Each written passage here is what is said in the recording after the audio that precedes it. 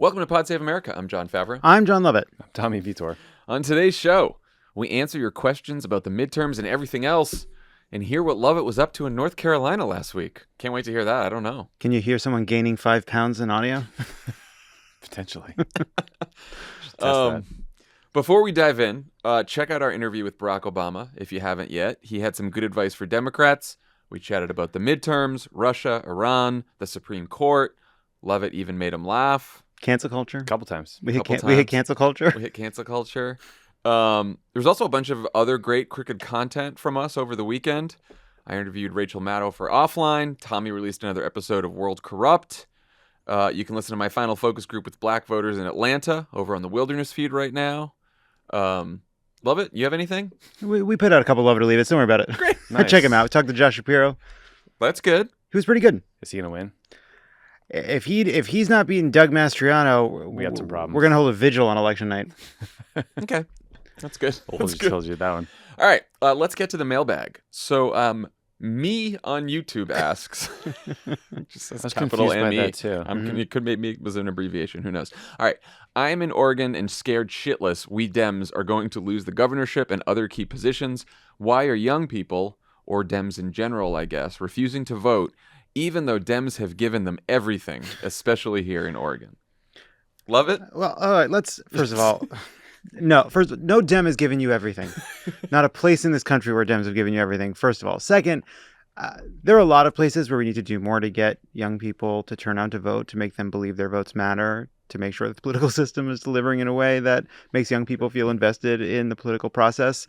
But Oregon is a special case right now because there's this three-way election, and the Nike billionaire honcho is throwing money into multiple coffers to try to stop a Democrat he just doesn't like. So it's a little bit more complicated than just young people not turning out in Oregon. Yeah, I haven't seen any. Sorry. Yeah, I haven't seen any turnout or polling based on age that says it's like a young person. The issue here is there's 3 people in this race, and there's an independent that's getting 19% of the vote and has raised $13.2 million, which is more than either of the other 2 candidates. That's why this is such a crapshoot and a toss-up. Yeah, I mean, the fact that there is this third party, this independent run from a Democrat tells you that there's real problems in the Democratic Party. But Yeah. that's not the proximate cause. So you got Democrat Tina Kotek, who's the former speaker in the state legislature. She's running against Republican Christine Drazen, who's the former minority leader. She's the Republican. And then Betsy Johnson is the independent. She's a former state legislature. Former Democrat. Democrat of 20 years. And so, former state legislature. Betsy Johnson is pulling right now about 20% of the vote, which is why it's so tough. And she's raised a ton of money. She's raised more money than either the Democrat or the Republican.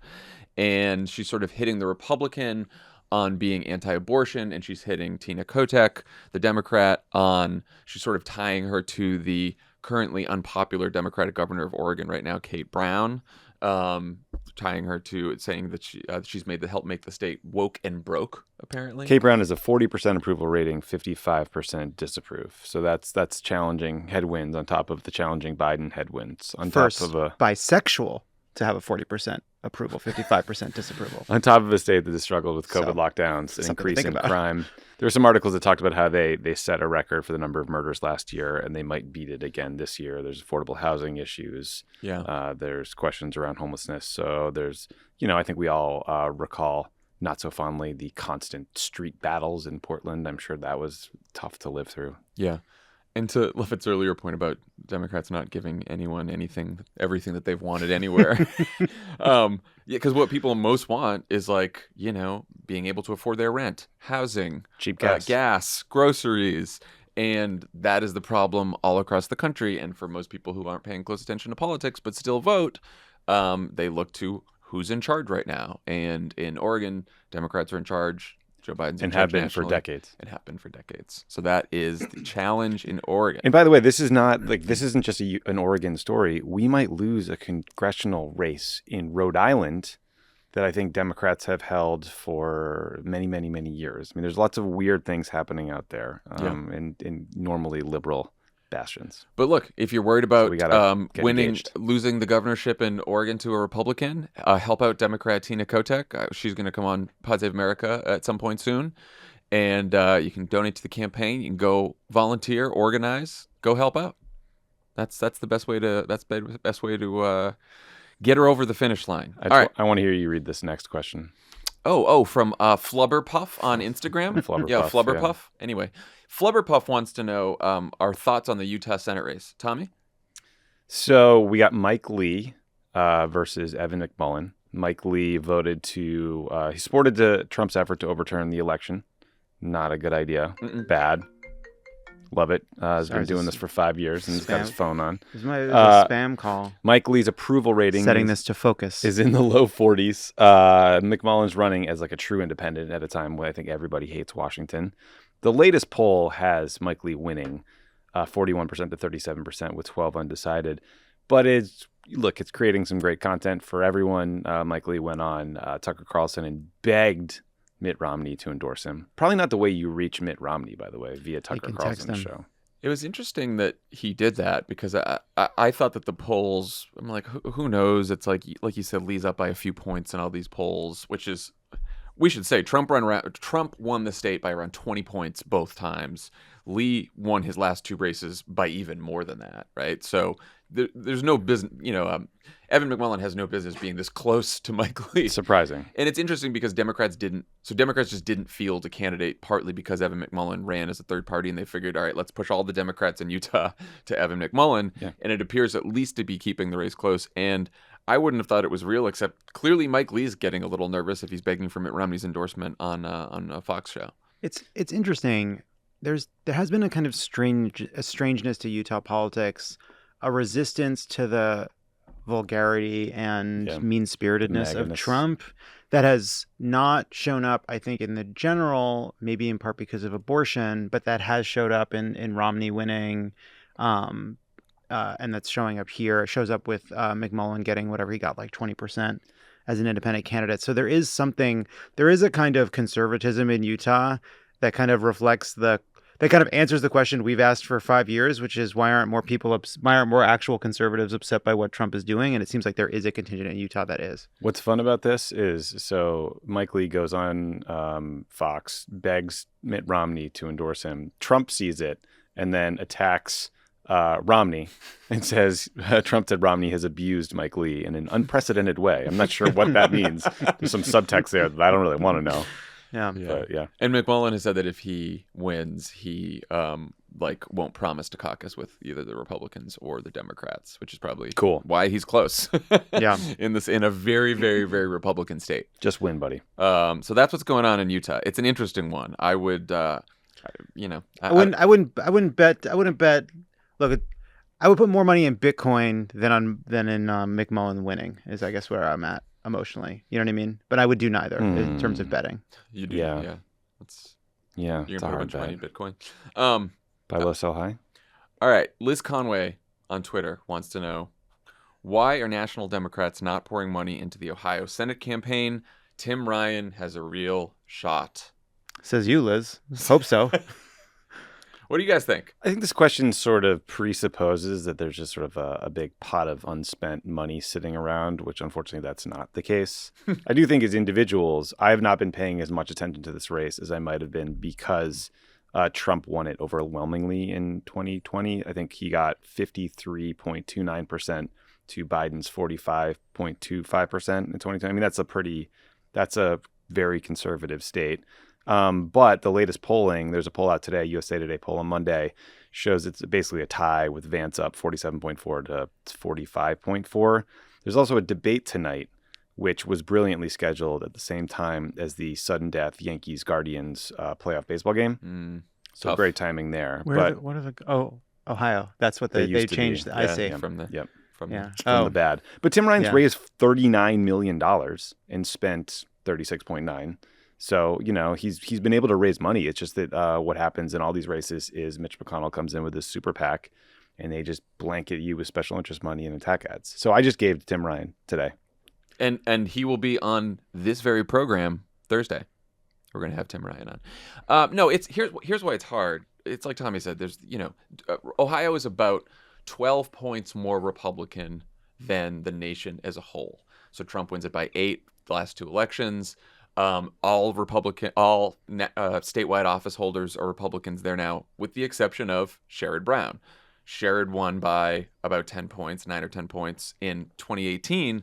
But again, that was a year where Democrats nationally won the House vote by 8.6. So Sherrod didn't even really outperform national Democrats in 2018, a year where Democrats obviously had the wind at their backs. This is a year where it's really tough. Now, is Tim Ryan running a fantastic campaign? Yeah, maybe one of the best Senate campaigns out there right now. If Tim Ryan was John Fetterman in Pennsylvania or running in Michigan, do I think he'd have a shot? Yeah, I think he'd probably be the favorite. Ohio's just a tougher state right now.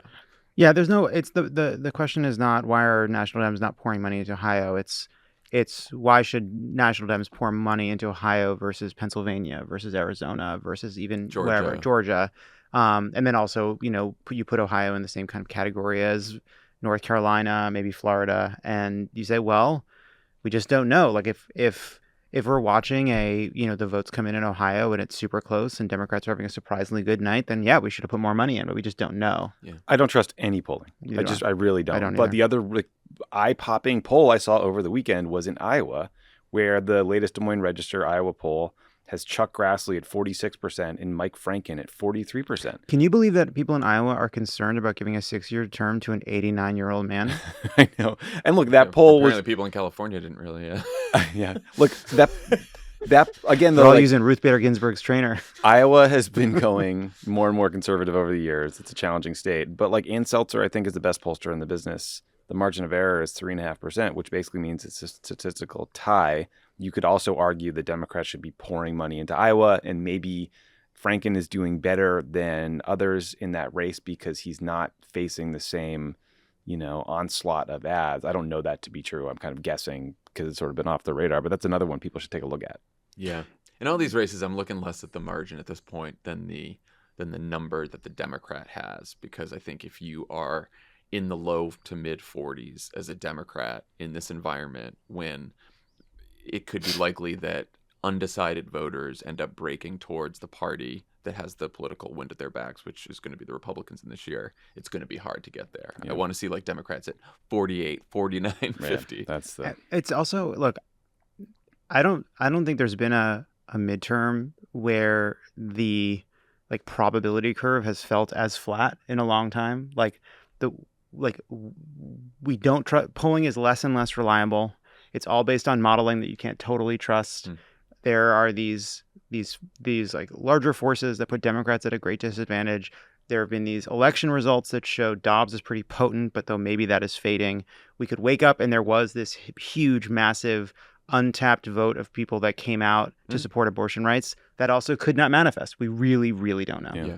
Sucks. What we do know in the Tim Ryan example here is are there examples of the Senate candidate really outperforming the national candidate in a state like that? Yeah, that's why Joe Manchin is senator from West Virginia right now after Joe Biden lost the state by 30 points. So it happens, which is why again, if you want to donate to Tim Ryan like Tommy just did, then go for it and make some calls in Ohio. So yeah, and donate to our Senate fund. Support all these candidates. That's right. All right. David Dennison on Twitter asks, why won't Katie Hobbs debate Kari Lake? Good question. Good question. It's confusing. It's an odd one. Hobbs said she wouldn't debate Lake because Lake is a conspiracy theorist and didn't want to share the stage with her. That was the reason. Now, I think strategists might wonder maybe it's also because Kari Lake is a lifetime TV anchor, that the format could be her strong suit. She doesn't seem to care much about the truth. She's just a fucking wackadoodle who attacks everything, and maybe, they figured that format would put them at a disadvantage. I don't know. My argument, if I were working on the campaign, would be lower expectations, just like Herschel Walker did, because the press falls for that every time, and then kind of just meet them instead of being called a coward by your opponent or too weak to debate or whatever. It's been happening in sort of multi-day, multi-week news cycle. But I don't know. I am really struggling. I think you should debate. I'm really struggling to understand this one. If you're running against someone who you think is a threat to democracy, act like it. Yes, she's extreme. Yes, she lies. Yes, she's good at lying. Yes, she's a conspiracy theorist. That's who you're running against. That's the reality. Like, you can't expect people just to know that she's a conspiracy theorist or a liar. You have to make the case. You have to persuade voters. And to do that, you need to stand up in front of a huge audience and make your case and make a better argument. It's really strange. Really struck me as being incredibly dystopian to see Kari Lake in this sort of gauzy filter room. Dude, the Diane Sawyer filter, it's like you just wandered into the afterlife. I respect weird. the hell out of it. And it's just like, I want to be shot through 2 inches of fucking cotton fiber. I want basically to see 2 eyes and a nose, the Madonna TikTok filter. That's how I want to see. But just to see somebody in this very gauzy, like kind of beautifully lit room, lit like a Baroque painting, saying that they'll only accept the election results if they win, was just the most man in the high castle shit I've seen on CNN in a long time. Yeah. But like, that was but then, Katie Hobbs goes on CNN and says, "Oh, my opponent won't do interviews." And Dana Bash is like, "I was just talking to her." So it's a bad call. And also, is it outrageous that Kari Lake wouldn't commit to accepting their election results? Yes. Then go on stage Tell in it to her. debate and pin her down on it. It's weird. Some interesting things in the recent reporting about Lake.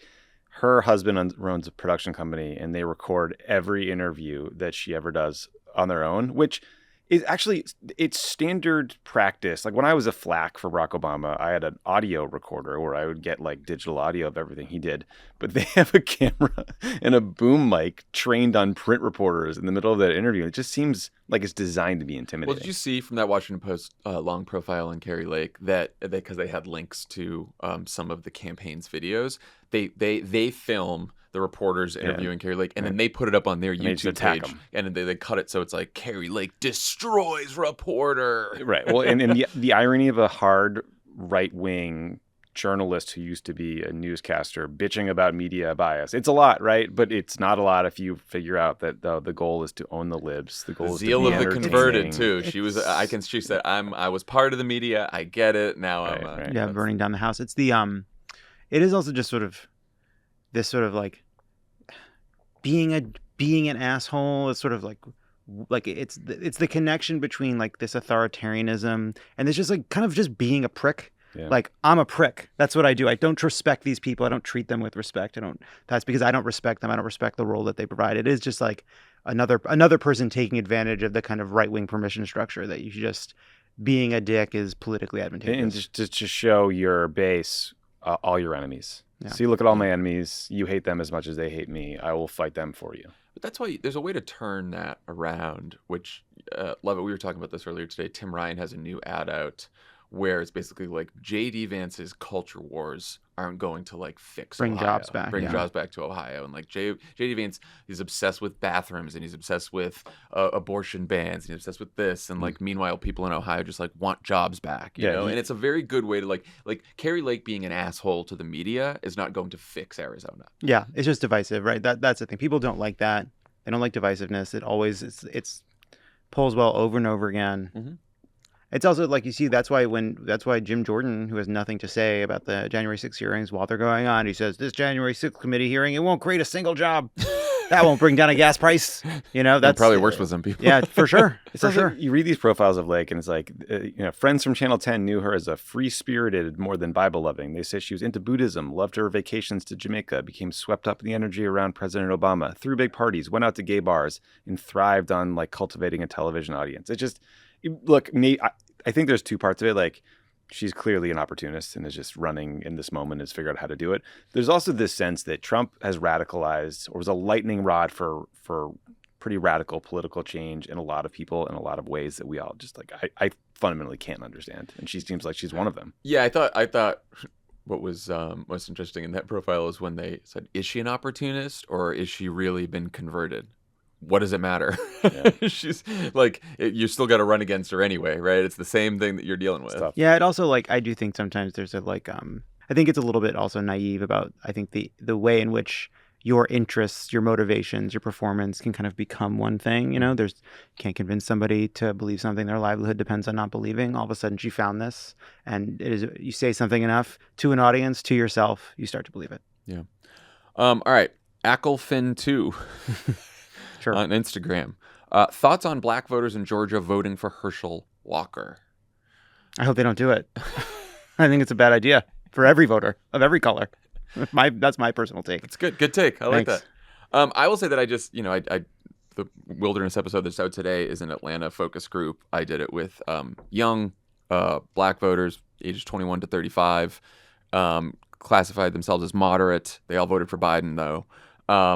That whole group of people thought that Herschel Walker is extreme, unqualified, crazy. There were no Herschel Walker fans there, but they're like, what has happened to Raphael Warnock? What's he going to do? I've heard a lot about him attacking Walker, but I want to know what he's actually going to do for me. And like, is he just going along with Joe Biden, or does he got real plans, because they were not that happy with Joe Biden. So it did make me understand why, they had this debate on Friday night between Walker and Warnock. And on Twitter, you heard a lot of like, why isn't Warnock throwing more punches at Walker? Mm-hmm. And I think it's because of some of what I saw in that focus group, which is they don't think that disqualifying Walker is the challenge now. They think it's actually getting people to show up and vote for Warnock, who are just sort of down about politics in general. Also, there was a mini debate about how hard Warnock should be going on the accusations against Herschel Walker. And it kind of speaks to the fact that he kind of has to do both. That like he's getting the people, he has the people believing that Herschel Walker doesn't deserve a Senate seat, but it's how does he close the deal for others? Yeah, I also just think that the path for Warnock is more about moderates and split ticket voters. I have zero hope that like conservative Republicans are going to stay home because Herschel Walker paid for one abortion, two of them for any reason. They only care. The sort of hardcore religious right only views their candidates as a vehicle to enact the policies they want. So if you vote their way, they will look past any perceived personal flaws or imperfections. That's how we got Trump. And we found out. It turns out that line does not. Oh my God, my brain is broken. When we beat that pedophile in Alabama, it's Roy Moore. We found the line. That was it. Yeah, in a good year though. I still think. It's so good. One more thing on this, I would just say about black voters. One of the panelists I talked to about the focus group was Terrence Woodbury. He's a pollster who's working on the Warnock race. And he said Democrats have to be really careful who the messenger is attacking Herschel Walker. Because because he's seen in focus groups and in the polling they've done, if it's a bunch of white people attacking Herschel Walker, then specifically with black voters, they don't trust that messenger as much. Mm-hmm. And so he said that as sort of the national environment starts making Walker into a joke and turning Walker into a joke, there's a little bit of backlash there within the black community in Georgia, which I thought was interesting. The presenting sponsor of Pod Save America is Simply Safe. Everyone wants to save money and everyone wants to keep their home and family safe. Now is the perfect time to do both. Simply Safe's giving Pod Save America listeners 20% off their advanced security system when you sign up for an interactive monitoring plan. When a threat is detected, Simply Safe's monitoring professionals promptly contact you and dispatch first responders to your home, even if you're away or unable to respond. Their 24/7 professional monitoring costs under $1 a day. Simply Safe blankets your home in protection with advanced sensors for every room, window, and door. Their monitoring experts use proprietary advanced response technology to visually confirm when a break-in is real, so you can get the highest priority police dispatch. Lovett's got Simply Safe? You bet I do. Your house seems safe. Safe as could be. No break-ins. Well, not in a while. Knock on wood. No, but I set up a Simply Safe and actually did have a break-in once when I didn't have a Simply Safe. There you go. But I set up a Simply Safe myself and it works perfectly. I really recommend it. It's easy to use. It looks nice. The sensors, everything works. It's just seamless. Customize the perfect system for your home in just a few minutes at simplysafe.com/crooked. Save 20% on your Simply Safe security system when you sign up for an interactive monitoring plan and get your first month free. Visit simplysafe.com/crooked today to learn more. There's no safe like Simply Safe. Pod Save America is brought to you by Athletic Greens. It's now easier than ever to start your day off right with 75 high-quality vitamins, minerals, whole food source superfoods, probiotics, and adaptogens in a single scoop of AG1. What a mouthful. AG1 is NSF certified for sport, the gold standard for professional athletes who have to adhere to strict rules regarding supplements and nutritional products. And if it's good enough for them, it's good enough for you. That's right. Good enough for me and good enough for Tommy. Tommy's been on it for years. I love AG1. I forgot to bring travel packs on this trip to DC, and I'm feeling it. You've been dragging. Feeling down in the dumps. Need some AG1. What does your morning routine with AG1 look like, just in case anyone hasn't heard you talk guys about it the all last know 50,000 what times? I do. I put it in a smoothie. I'm sick of telling you. Just get it. Try it. Just get it. Just try it. Recommended by professional athletes and Tommy. This is high nutritional value in its most convenient format. Athletic Greens wants you to know it isn't just for athletes, it's for anyone who believes if you start strong, it's easier to finish that way. It energizes me, keeps me regular. Gotta throw that in, and tastes great. It's also completely adaptable to your particular lifestyle, whether you eat keto, paleo, vegan, dairy-free, or gluten-free. To make it easy, Athletic Greens is going to give you a free 1-year supply of immune-supporting vitamin D and 5 free travel packs with your first purchase. All you have to do is visit athleticgreens.com/crooked. Again, that's athleticgreens.com/crooked to take ownership over your health and pick up the ultimate daily nutritional insurance. Pod Save America is brought to you by Outerknown. Outerknown is offering men's and women's clothing where style meets sustainability. Their mission is to provide great clothes that don't harm the environment. Sustainability is not something they take lightly. It's literally why the company exists. Outerknown only works with factories that pay fair living wages and provide safe working conditions. 95% of products are made from organic or recycled materials. Outerknown clothes are high quality, sustainable, comfortable. They fit great. It's timeless style, made to last for multiple years. Tommy, you got some Outerknown clothes. I do. I'm excited for it to get a little cooler again in LA so I can bust them out. That Some sweatshirt, sweaters. some sweaters, and some. You know that one? Remember he was so excited about it. He's wearing it all the time. Wore it like twice a week. Yeah, I like Remember the that. shirt. Wore it all the You time. guys got a problem with that? Go to outerknown.com today and Dork enter the code wearing a CROOKED shirt at he likes. checkout, and you'll get 25% off your full price order. That's outerknown.com, outerknown.com. And remember to use the code CROOKED at checkout for 25% off. Check them out today, outerknown.com, and don't forget promo code CROOKED for 25% off.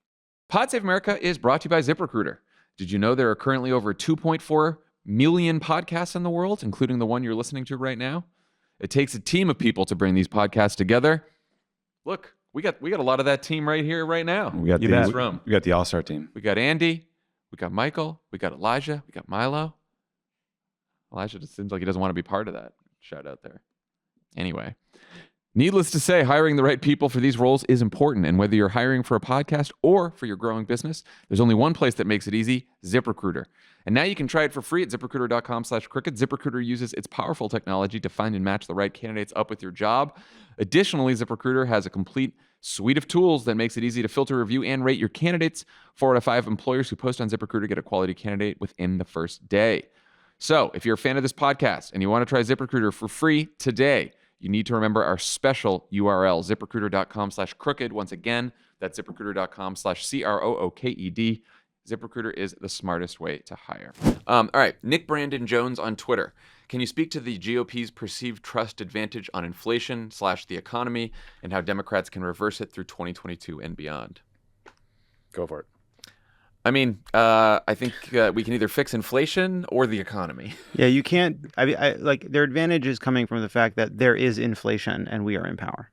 Yeah, I mean, look, Republicans have had an advantage on the economy for a long time in polls, and you know there have been many occasions where Democrats have still won elections where voters tell exit pollsters that they still trust the Republicans on the economy.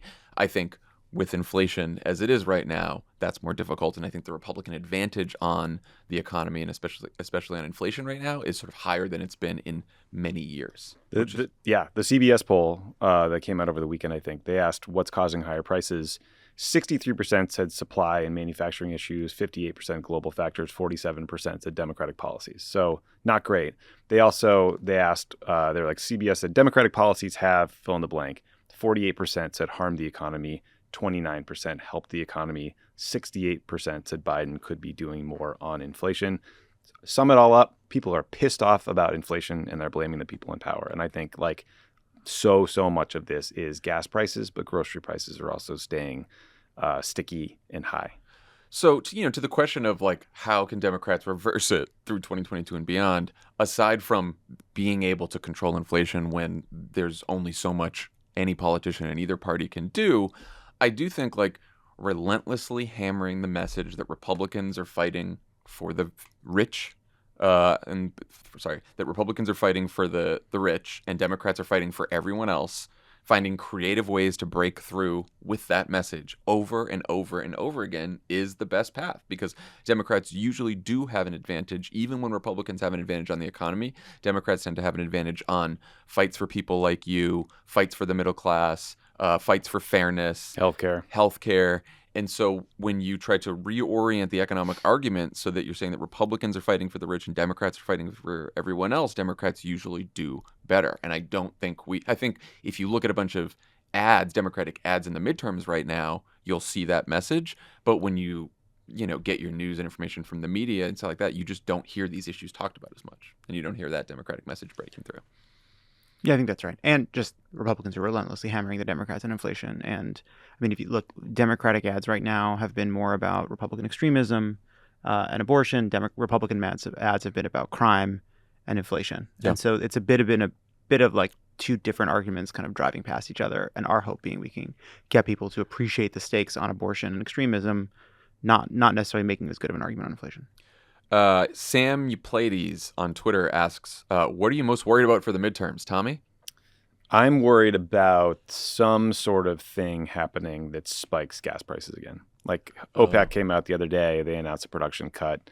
They clearly did it to stick it to the United States. The Saudis led this whole effort. They did it to, get Putin's back in the war. I could see that happening again. Prices go up really quickly. They don't go down very quickly. And the media covers it ad nauseum. And that makes me really worried. Love it. I'm still worried that the kind of the moment of enthusiasm when we were passing the Inflation Reduction Act, when there was the student loan cancellation, then the Dobbs decision, that we've kind of that has faded from memory, and it won't be strong enough now as people are going to vote, that we haven't actually done enough to activate the big pro-choice majority to turn out. That's my big worry.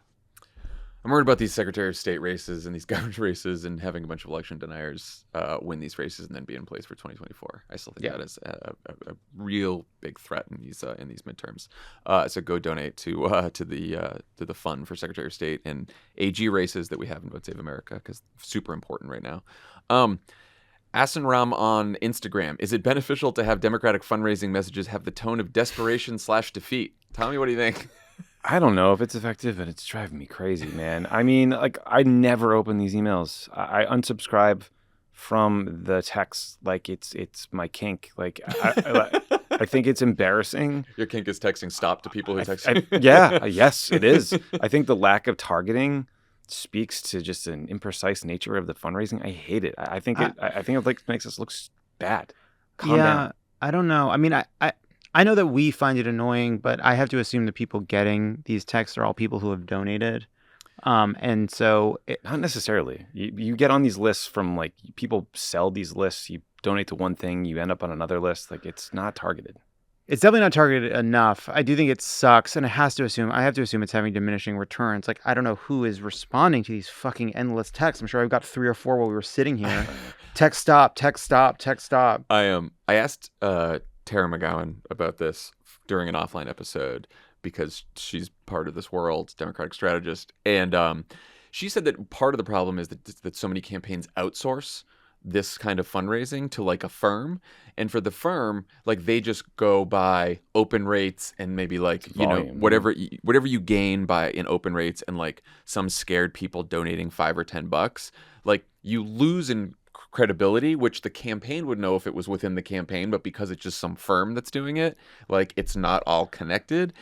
So it's like, what we're not realizing is that, like, the broader brand issue we have by spamming people with these crazy fucking appeals is like hurting us, even if like we're getting good open rates and a couple people are donating. Like, it also even a campaign is this strange thing that pops up and then disappears and either worked or it didn't, and then it gets rebuilt. And it does speak to the need for like a sustained organizations that exists between campaigns that like are thinking about this more broadly, because our goal on the whole is to raise one giant pool of money, but we do it in this way where every campaign is reaching out independently and all these through these same overlapping firms, and it is just relentless. And there's also just like too many people that, you run for Congress against, pick your boogie person, right? Marjorie Taylor Greene, you have no chance of winning, and that person goes super viral and raises like $10 million that we might as well have lit on fire.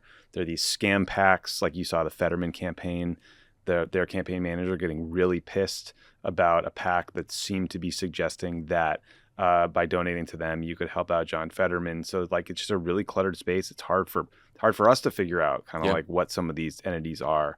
I'm sure it's really hard for donors, and like of course you're going to check out if you're getting just annoyed all the time and by like the party you're supposed to support. And I know we point you all to Vote Save America all the time, but like I'm telling you, like for me as a donor, I only go to Vote Save America because it's like there's so many asks or so many things, and I actually just like really trust our team to have thought through like these are the Secretary of State races where you can help, these are the Attorney General's races where you help, these are the congressional races, and we put a lot of thought into it just because of this problem. Yeah.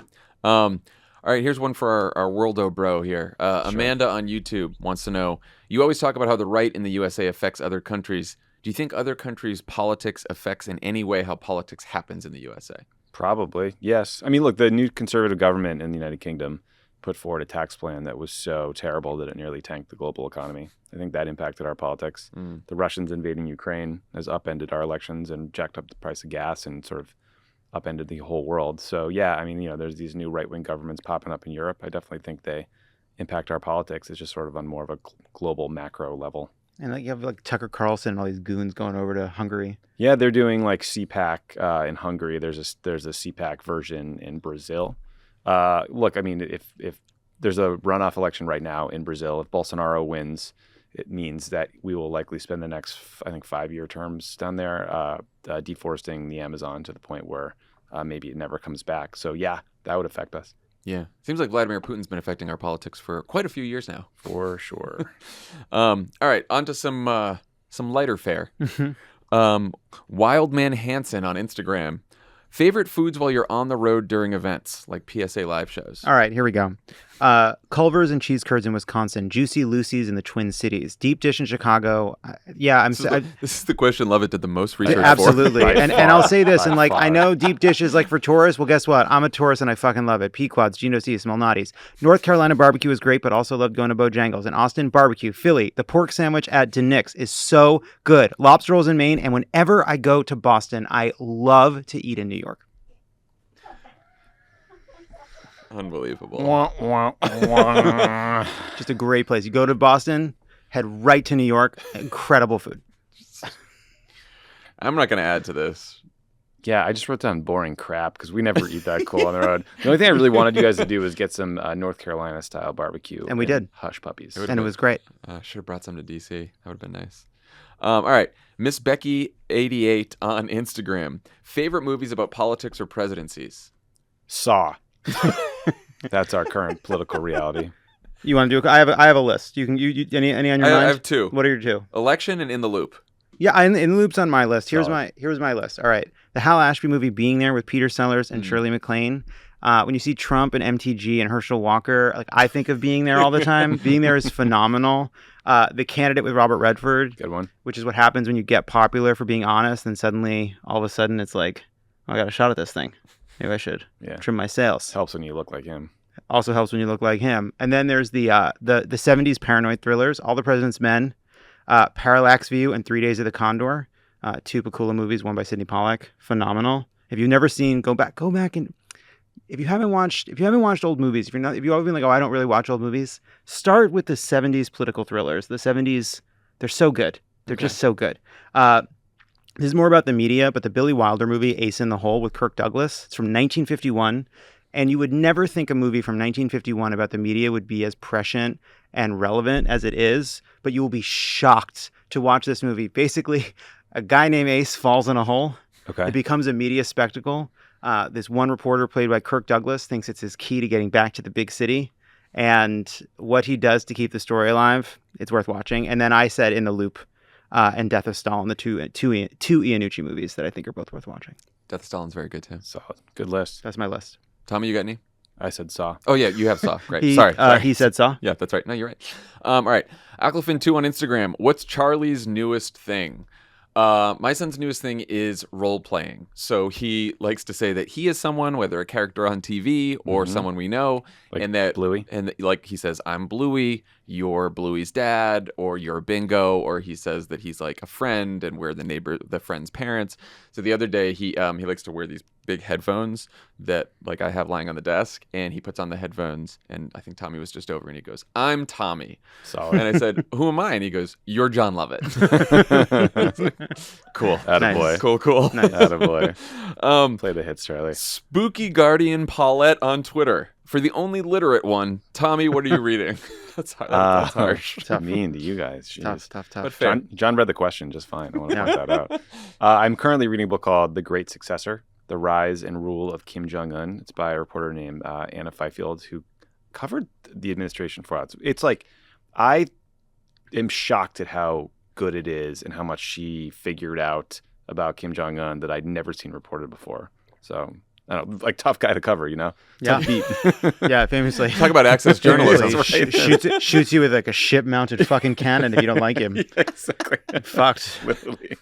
Yeah. Great book. All right. You guys, nothing? Talk about cancel culture. Oh, well, I'm still slowly making my way through The Goon Squad by Jennifer Egan after I read The Candy House by Jennifer Egan over the 4th of July when we all went on vacation. 6 months ago. 6 months ago. And I went through The Candy House in like 3 days on vacation, and then I've been back to reality and getting I got very slowly stuck through The in Goon Squad. a Le Carre. I was in The Honorable Schoolboy for months and months and months. It's quite long. I'm always reading one nonfiction and one fiction very slowly. The nonfiction book I'm reading is called Rise and Kill First. About Great book. It's fascinating So about long. about the Mossad and targeted assassinations in the early days of the founding of Israel, and then In I'm the reading, later days. and the later days. I'm not up to the later days. I'm still in the early days. And then I'm reading The Ministry for the Future by Kim Stanley Robinson. I love Kim Stanley Robinson. I just read a book by him. I think it's called Aurora, and I read a Project Hail Mary a while ago, and it got me on a science fiction kick. So I'm reading this. It's about climate change, and it's been really interesting so far. Cool. All right. Last question from someone on Twitter. What are the top 2 most important things Americans should be doing in the remaining days before Election Day? I'm going to say donate and knock doors. Go to Vote Save America and go to Vote Save America. Yeah, here's the thing. Like, we know how many people sign up. A lot of people signed up, but a lot of you haven't. And so if you're just sort of like just inhaling the news for years on end, and then in the final month when you could actually make a difference, you put it towards fucking nothing. What a waste of space you are. Also, okay, well, I just don't understand it. just one more. Why are you paying attention if you're not going to do anything? Some words of encouragement. We are noticing a bit of a gap between the donations, which are doing well, and the actual volunteering. Yes. And I get that it's much easier sometimes to donate, even if it's, only $5, $10, whatever. But it does take time to volunteer. But I'm telling you, that is what persuading voters at the end of the day, making those phone calls, knocking on doors, doing a phone bank, doing a text bank, like, it is tough and you get a lot of rejection, but that is the stuff that really wins in the end. Yes, and it's really useful. And just to be clear, before I get mentioned, there are people out there that don't feel comfortable for very legitimate reasons talking to people. I totally understand that. I'm not talking to you. I'm talking to people that could help and could text bank, could phone bank, could knock on doors and are not doing that. I really would suggest you just try it if you haven't done it before. That's all. Yeah. Yeah. Let's get you on that. Let's keep you on that positive persuasion track. A lot of yelling at the questioners Little good cop, bad cop, never hurt anybody. Good thing the questioner was anonymous there. Yeah, jeez. Okay, when we come back, speaking of talking to voters. Oh yeah, I'll tell you how it's done. We're gonna talk about Lovett and Lovett in North Carolina. Pod Save America is brought to you by Magic Spoon. Cereal that's good for you doesn't have to suck. It just needs a little magic. It's time to try Magic Spoon cereal, the cereal that tastes good and is good for you. Magic Spoon has replicated your favorite childhood cereals to taste good and be good for you. Each serving contains 0 grams of sugar, over 13 grams of protein, and less than 5 grams of net carbs. It's a low-carb, keto-friendly, gluten-free, grain-free, soy-free way to relive those moments watching your favorite cartoons. Plus, it's only 140 calories a serving. It's like there's magic in every spoonful. With over 8 unique flavors, you won't get bored of feeling good with Magic Spoon.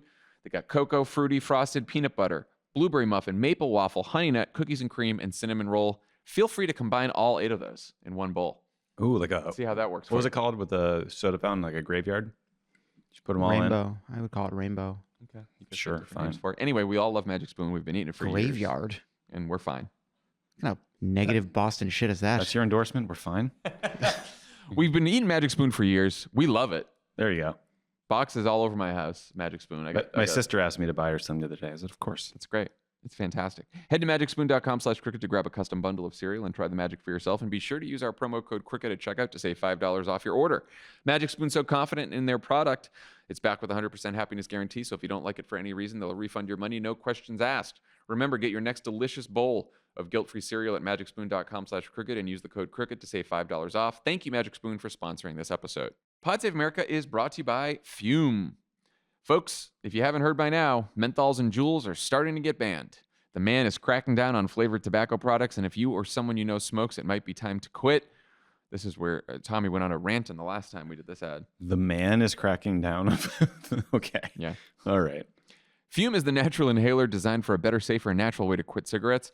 It's a no smoke, no vape, no nicotine replacement for the frustrating oral fixation that's typical of smoking. Anyone that's tried to quit knows it often helps to replace a habit than to quit it cold turkey. Fume handcrafts wooden inhalers and uses cores infused with plant oils studied to curb cravings. They got flavors like peppermint with minty notes to simulate menthol cigarettes, and other flavors like cozy chai, lemon berry bliss, and bubbly lime for a sweeter experience. And all their flavors are 100% natural, no harmful chemicals, no artificial flavors, and absolutely no nicotine. I gifted Fume to someone that had switched to vaping thinking it was safer and now replaces his vaping habit with the Fume. Their wide range of flavors makes it easy to find something that works to satisfy whatever you're craving. Plus, the fact that the inhaler doesn't produce smoke or vapor means you can take it with you to places where cigarettes or smoking products aren't allowed, like most bars and restaurants and even airports and planes. So you can use your Fume wherever you need it. Whether you're a smoker or an ex-smoker who still struggles with cravings, Fume is the perfect tool for you. Head to breathefume.com/PSA and use promo code PSA to save 10% off your entire order. That's 10% off your order when you head to breathefum.com/PSA and use code PSA. Now a word from our sponsor, BetterHelp. When you're faced with challenges in life, it can be tough to train your brain to stay in problem-solving mode, but when you learn how to find your own solutions, there's no better feeling. Talk about a time you get stuck focusing on problems instead of solutions. I don't know, like 2 a.m. last night when I woke up in the middle of the night. Ooh, it's like that movie How to Train Your Dragon, but with brains. Yeah, like that movie. Thanks for being involved, Lovett. Yeah. A therapist can help you become a better problem solver, making it easier to accomplish your goals, no matter how big or small. The dragon yells at you at night. Here's the thing. Everybody needs therapy. Everybody. If Rudy Giuliani had therapy, he wouldn't have been fucking leaking from the brain in front of all of us for the last 5 years. There, but for the grace of God, okay? Any one of us could be leaking. Get matched with a therapist after filling out a brief survey and switch therapists anytime. Switch therapists anytime. Anytime. When you want to be a better problem solver, therapy can get you there. Visit betterhelp.com/PSA today to get 10% off your first month. That's betterhelp.com/PSA. Like Rudy's therapy saying, follow your bliss. That was wrong. He needed someone a little bit tougher with a firmer hand. And we're back. Lovett, you were just in North Carolina. Yes. For a couple days. What'd you do there? What are you two laughing at? We just worked on this. What? That's it. This is leaving this in the show. Leave this in. I was so weird about this. I said, what'd you do there? I canvassed with State Senator Jeff Jackson, who's running for Congress.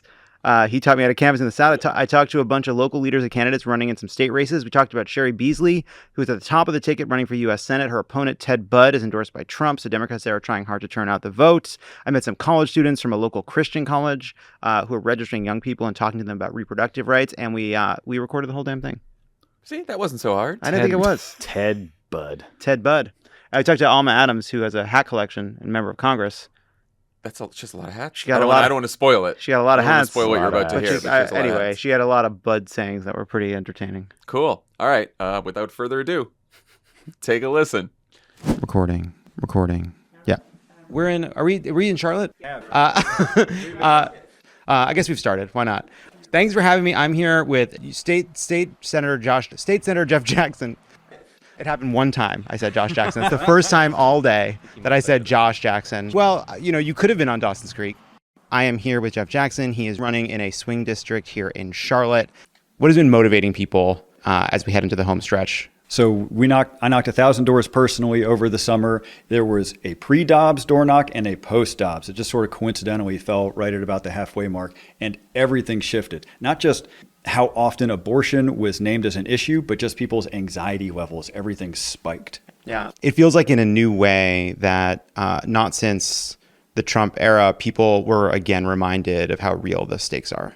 It's pretty rare that Republicans actually get a big piece of their agenda done because they don't really have so much of an agenda. So this was a rare moment in which the court just executed on a big piece of their longstanding legislative agenda. And as it turns out, it's enormously unpopular and the political backlash is incredibly broad.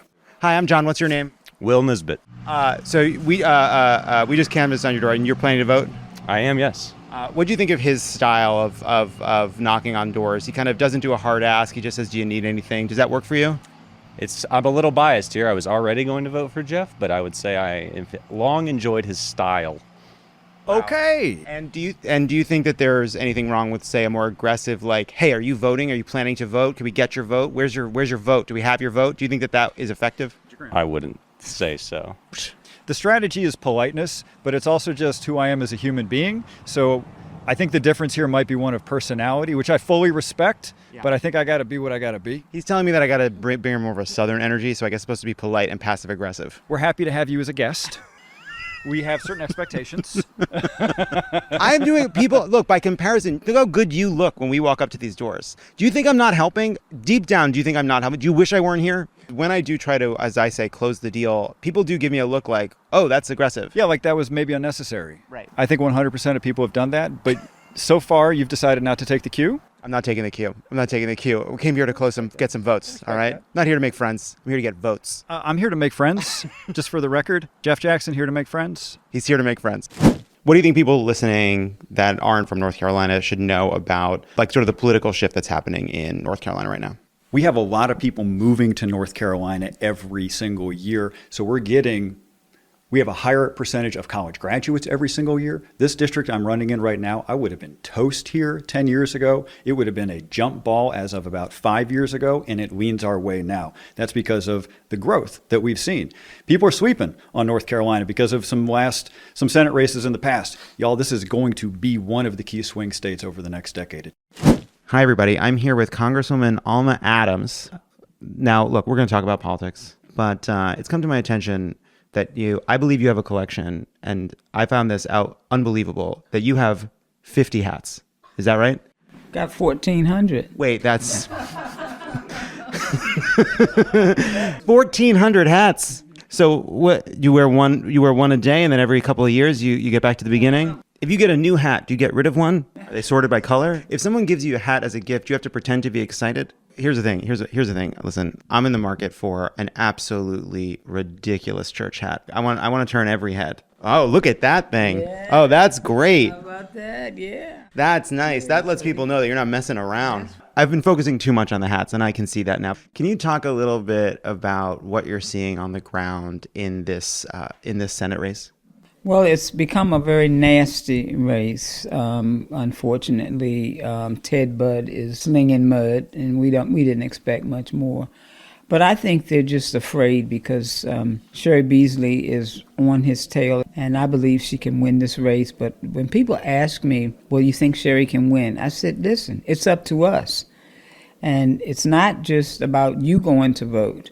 If you tell me, well, I did my part because I voted, you haven't done your part. You do your part when you talk to your family and people you don't know about why it's important to make sure that Sherry Beasley is the one that represents North Carolina, because this Bud's not for you. We're going to just nip him in the bud. We got to nip him in the bud. Bud slinging mud. I caught that one too. I caught that rhyme earlier. We brushed by it, but it landed. A lot of the national attention has been on the Pennsylvania race between Fetterman and some out-of-state doctor, Arizona.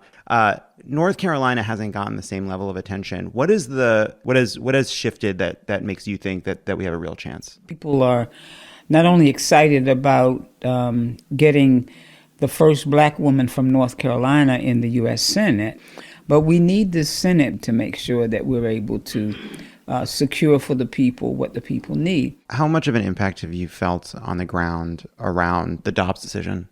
How much has that motivated people, made people understand the stakes? Well, it motivated me enough to get arrested, right? You know, I got I'll get arrested again. I do think my granddaughter should not have fewer rights than her mother had. And so that issue in and of itself is really pushing people to get out. Congresswoman Alma Adams, thank you so much for your time. It was so good to talk to you. I'm here with Rachel Hunt. Rachel, you mind telling people about your race? So I am currently a representative in North Carolina House, and I'm running for the North Carolina Senate in one of the toughest districts in Mecklenburg County and in all of North Carolina. So, it's going to be a tough race. We're excited.